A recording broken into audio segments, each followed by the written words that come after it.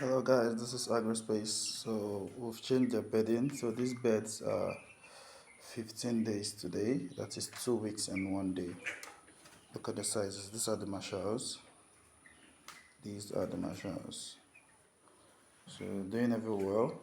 We just started the uh, treatment of preventive measures of coccidiosis for this bed. So these are the Arbor acres as well. Same day, 15 days today, and they're doing ever so nicely. Enjoying their new bedding. They're doing well. 15 days today.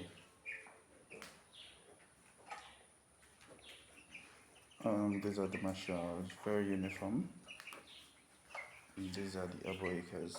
Now let's experiment.